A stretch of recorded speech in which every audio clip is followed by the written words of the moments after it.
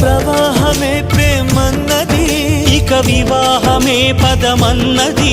ఎదలోన దాగిన ప్రేమకు ప్రేమే తోడవని.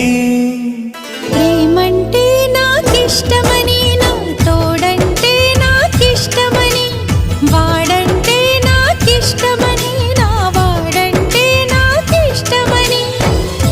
ఆ ఇష్టమే ఎన్నడూ ఇష్టమై ఉండని. మనసిచ్చావనుకోగాని